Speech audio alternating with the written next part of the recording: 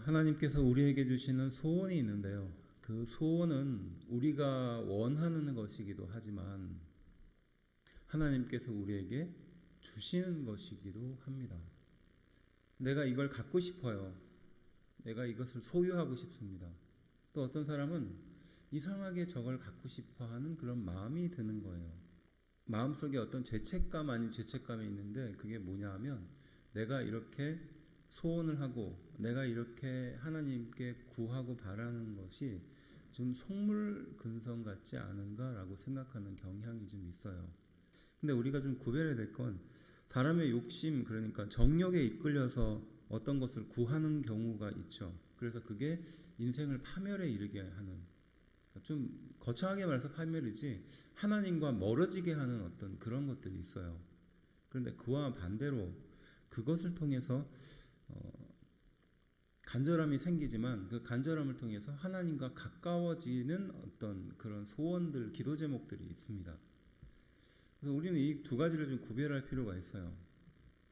내 욕심에 이끌려서 하나님이 아닌 어떤 다른 것들을 구하느라 결국 그것을 찾고 구하고 그것을 하기 위해서 인생을 낭비하게 되는 그런 기도 제목들이 있어요. 어떤 사람에게는 세속적으로 느껴지기도 합니다. 하지만 어떤 사람에게는 그 일을 통해서 하나님을 더 찾고 간구하게 되는 어떤 계기가 되거든요.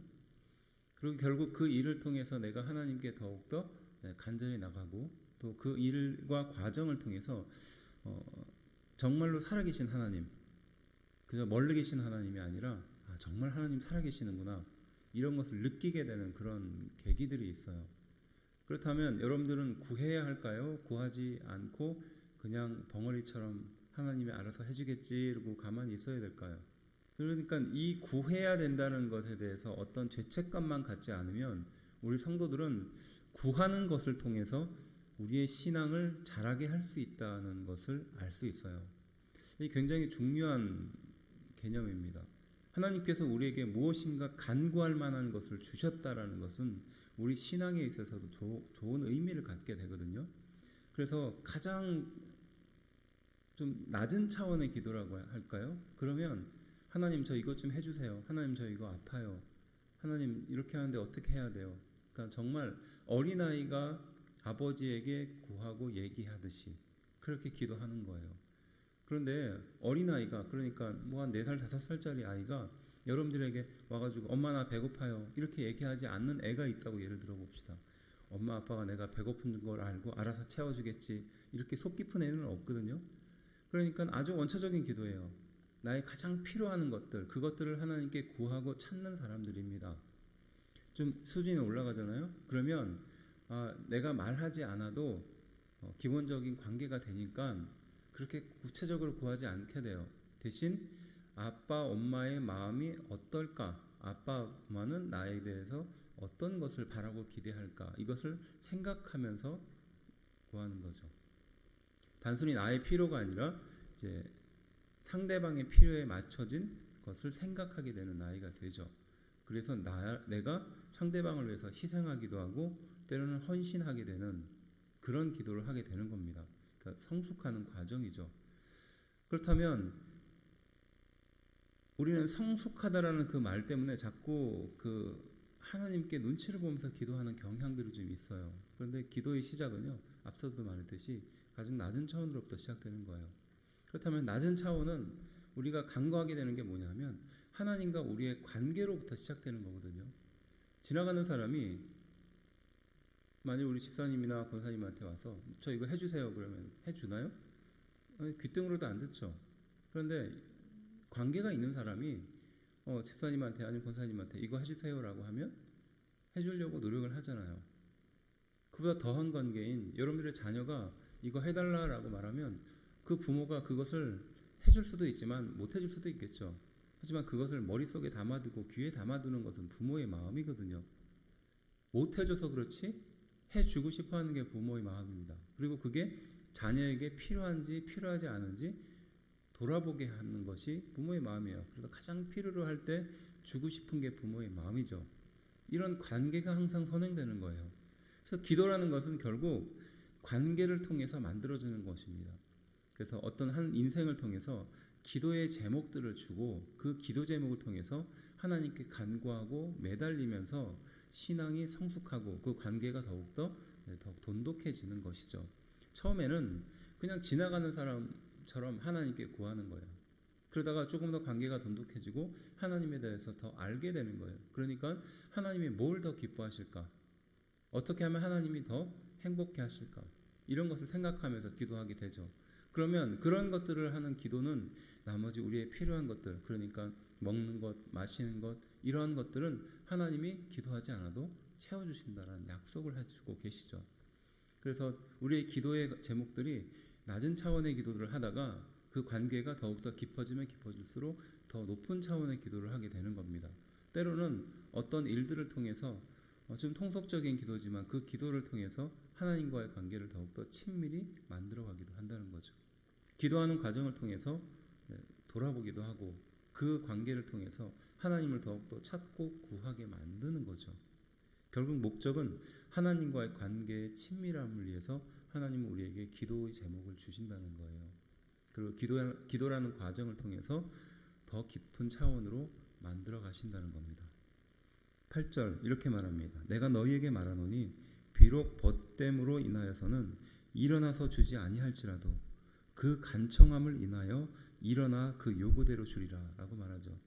그러니까 친한 친구의 관계에서 앞절에 무슨 내용이냐면 굉장히 좀 까다롭고 힘든 요구를 할 때 있어요. 여러분들 친구가 있는데 친구로서 요청하게 되는 어떤 한계와 마지노선이 있잖아요. 그런데 지금 성경에는 그걸 얘기하는 겁니다. 폐가 끼쳐지는 어떤 요구를 하게 되는 친구의 관계. 이 당시의 문화를 적용해 보면 천막이다 보니까 천막의 문을 치고 내리면 다시 열고 밑에서 안에서 열기 전까지는 다시 열기가 참 힘들어요.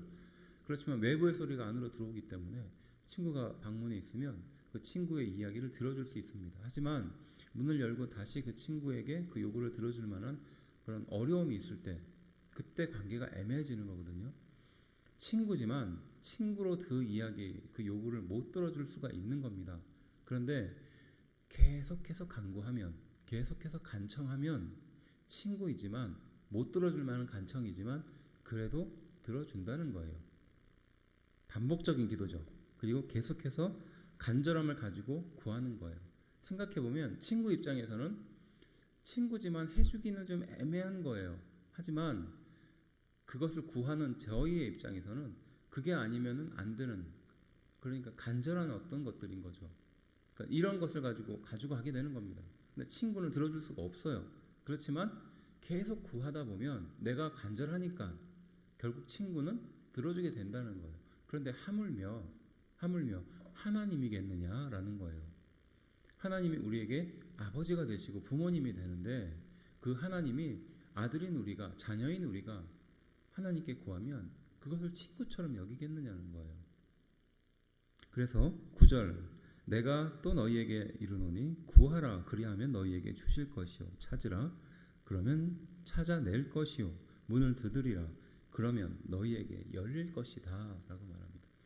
구하라 그리고 찾으라 그 다음에 문을 두드리라 라고 말하죠. 그러니까 이 세 가지 행동은 끊임없이 계속해서 해야 할 것을 말하는 겁니다. 그러면 간절한 의지가 담긴 그 행동과 기도로 계속해서 구하면요 하나님은 주신다는 거예요. 그리고 찾아낼 것이고 열릴 것이라고 말하는 줄로 믿습니다. 기도의 응답을 받을 수 있는 방법이 있어요. 그 방법은 무엇일까요? 네, 응답될 때까지 끈질기게 기도하는 것입니다. 응답될 때까지 끈질기게 기도하는 거예요. 가령 내 자녀의 믿음을 위해서 기도한다면요 응답될 때까지 끈질기게 기도하십시오. 10년이든 20년이든 30년이든 50년이든 내 일생이 다하는 순간까지 내 자녀의 믿음의 그 어떤 것을 위해서라면 끈질기게 기도하십시오. 그러면 하나님께서 그 기도를 반드시 이뤄주실 것입니다. 안 이뤄줄 거라고 생각하지 말고요. 그리고 안 될 것이라고 미리 생각하지 말고 재단하지 말고 내가 이렇게 기도하면 하나님이 나에게 뭐라 하지 않을까라는 그런 죄책감 갖지 말고 끈질기게 기도하고 끈질기게 구하십시오. 그러면 길이 열려요. 그리고 길이 열리는 과정을 통해서 하나님이 나를 책임져 주는구나. 하나님이 살아계신 분이구나. 이것을 깨닫게 되는 줄로 믿습니다. 구하라, 찾으라, 문을 두드리라는 말은요, 결국 우리 인생을 향하여 주시는 교훈이에요.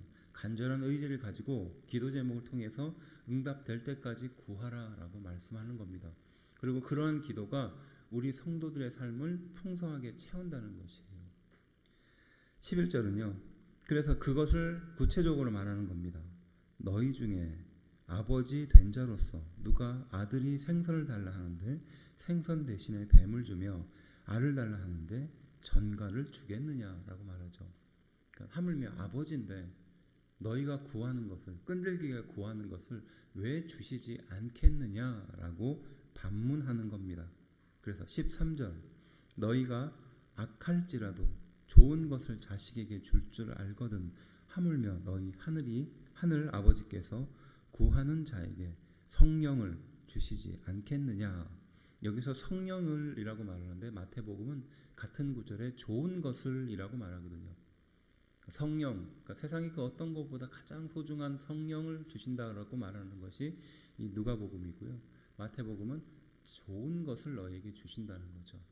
그러니까 우리가 생각하는 것보다 더 귀한 것을 우리 인생 가운데 베풀어 준다는 것이에요. 내가 기대한 것보다 더 놀라운 것을 우리 인생에게 베풀어 주신다는 것이에요. 기도라는 것은 결국은 우리 마음속에 있는 것들, 우리 마음속에 소원함이 있는 것이고요. 이것은 하나님께서 주시는 것입니다. 우리의 욕심에 이끌려서 하나님을 멀리하게 되는 그런 욕심이 담겨진 기도라면 우리에게 응답하지 않으시겠죠. 하지만 이 소원함을 통해서 하나님이 우리 인생을 만들어 가시는 것 같아요. 그리고 정말 살아계시는구나. 내가 기대한 것보다, 내가 꿈꾼 것보다 하나님은 나를 더 잘 알고 계시고 더 귀한 것들을 주시는 분이구나. 이 기도는 결국은 하나님과 아들과의 관계로서 마지막에 설명하거든요. 결국 우리의 이 기도는 하나님께 이러한 것을 구하는 기도여야 될 줄로 믿습니다. 그리고 더 깊어지는 기도가 된다면 하나님의 나라를 위해서, 영광을 위해서 그런 기도를 하게 될 게 당연하게 그렇게 되는 거죠. 그러면 하나님께서는 우리에게 가장 필요한 것, 가장 연약한 것, 그 부족한 것들을 내가 구하지 않아도 하나님은 채워주신다는 거죠. 단순히 돈으로서 무엇인가 채워지는 게 아니라 영적인 가치와 행복으로 채워준다는 겁니다. 아니 그 이상의 것들로 우리 인생에 베풀어 준다는 것이죠. 그래서 늘 이렇게 제가 말하는 것 중에 자기 손에 있는 것들만 자꾸 보지 말라는 거예요. 내가 있는 지금 한계, 내가 지금 벌 수 있는 돈의 어떤 가치, 그 한계를 가지고 자꾸 우리의 기도를 재단하지 말고 하나님께서 주시는 더 큰 은혜를 바라보며 기도하라라고 권면합니다. 이왕이면 잘 되고, 이왕이면 더 크게 되시고, 이왕이면 더 귀한 것들을 구하십시오. 나의 인생이 거기까지 멈추는 것이 아니라 더 큰 것을 바람으로 하나님께서 주신 더 큰 축복을 받아 누려야 될 줄로 믿습니다. 그래서 기도하시는 분들이 이왕이면 더 잘 돼야 돼요. 하나님께 더 간절히 구하는 사람들이요, 그 간절한 기도를 구하면서 많은 풍파를 만나지만 그 풍파를 헤쳐가며 하나님의 귀한 뜻을 만지고 발견하면서 신앙이 더욱더 굳건해지는 것을 너무도 많이 봤습니다. 지금 이 시간 여러분들의 기도 제목이 있으리라 생각합니다. 저희 또한 있습니다.